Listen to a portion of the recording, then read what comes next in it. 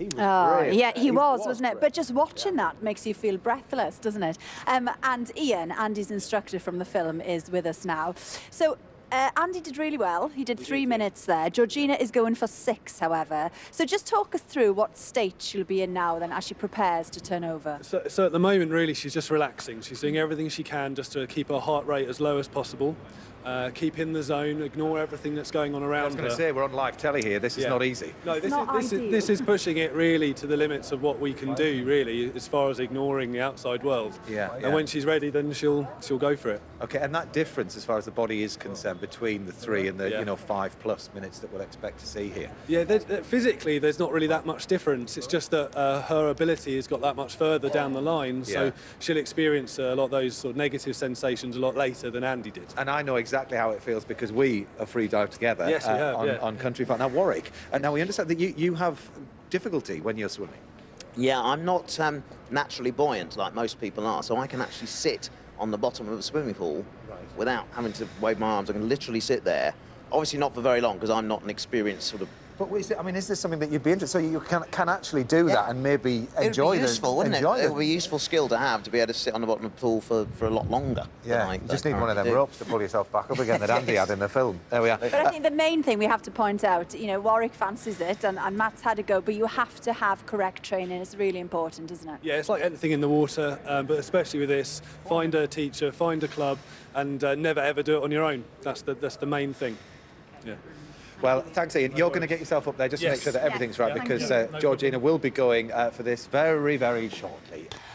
Now, Warwick, we saw Georgina earlier. We met her outside. She is going to now demonstrate her very classy talent for you. She's going to try not to breathe until the end of our interview with you. Wow. So make your answers snappy. Yeah, I better. Talk quickly. Now, this is more of a kind of a free roll than a free dive, but yes, so she's in this kind of see-through bath outside, and she'll take a good deep breath now and then roll herself over and remain in that position until she needs to come up for air. But here we are, everything as calm as possible, and any second now she'll roll up. What we'll do is we'll put her in a little box in the corner of the screen, just so as we chat we can all see what's going on. So there we are, there's the roll, and let's leave Georgina there for now. Very good. Okay. And we'll start the clock. There we go. Now, this is quite a classic talent, this. It is. It is, yeah. I mean, you know, Planet's Got Talent celebrates, you know, the brilliant and the odd. You know what I mean, as well. And there are some really strange talents out there. But what I noticed, you know, Got Talent is produced in 69 countries. So what you start to notice when you look at all these clips is different cultures influencing the talents and the performances. And the style of it all, yeah. Absolutely, yeah. For example, in China and in Japan, their skills are extremely exquisite. I mean, they rehearse, and you know, there was one recreation of Avatar. I mean, with the trees and with the acrobatics. Actually, Georgina reminds me of Avatar then. And then it goes to the kind of the ridiculous, and like India's Got Talent. It's hardcore. It's full on. Full on. I mean, absolutely. They just go for it. You know. If you were entering into the talent of which country would you have chosen? Which do you think would be the easiest to win? Well, America's Got Talent's very show busy. Okay. You know, that kind of would suit me, I think. Yeah, The easiest to win? I don't know. I mean, Russia's Got Talent. They had some very odd things. Right. I mean, there's a man who can put 243 straws into his mouth. Why? I don't know why, but that's what he can do, and he gets applauded for it. Yeah. What was the most underwhelming talent you saw? A guy who challenged people to untuck his shirt. What? Yeah, he challenges people, and somebody from the audience couldn't do it, the judges couldn't do it, and then at the end, he just untucked it. Well, there we are. That was it. He's obviously got talent because he's made your show. But there we are. Anyway, you've brought some clips in for us to have a look at. Some so come on, let's feast our eyes on this lot.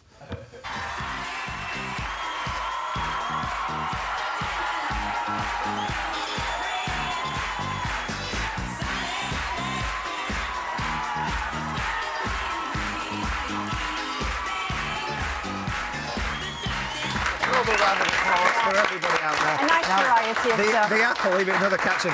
The apple intrigued us, so we're going to have a go at this and see if we can just grab the apple and just rip it in half. I've never tried ready? this. Yeah. Oh, no in chance. a rage, I'm sure I could do it. Look, wow.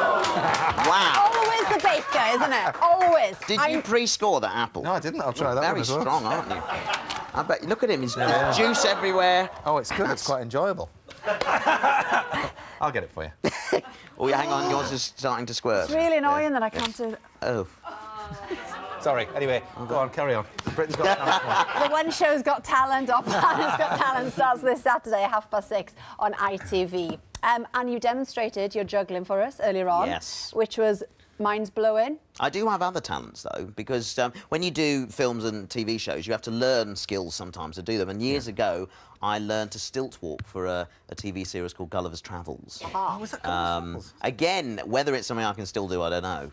But, dun, dun, dun. We're going to find out later because we've got some stilts back here. We've got all sorts back here. You've got everything back. It's like the TARDIS back there. Yeah. Good. Well, Georgina is still going strong, as we can see. Yeah. 3 minutes 19 or 20 seconds now. Good. And I think we're going to expect Georgina to come up and submerge, take a breath. Well, hopefully at some point. In the next At some film. point. So let's see what happens as we go. We'll leave her there. We'll leave her in the corner of the TV. But now, if you're a stickler for punctuality, you might want to look away now. I've come to Brighton to board the most notorious train in Britain. The very popular 7:29 to London Victoria hasn't run on time once in the last year. Now, you would have thought that's plenty of time for Southern trains to get things back on track. I've come this morning to see if they finally have. Yesterday, the Prime Minister joined the chorus of criticism of the company. So surely today of all days, the train will be bang on time. The train's left on time, which is nice, and I've got a seat, which is always a bonus. Quite looking forward to this. Do you catch this train very often? Once a week, generally. Okay. And do you find that it's a pretty unreliable service? Absolutely. I mean, every time I get it, it's late. I'm always the late man in the meeting. Do you get the sense on this train that everyone's a bit miffed? And we've had the rants. We're just very tired now. It's currently running 1 minute late. So let's see if it can make that 1 minute up by the time it gets to London Victoria, or whether it's actually going to lose time. It used to get me very, very annoyed. And now it's at the stage where it hasn't changed. You get the people that are trying to make things change.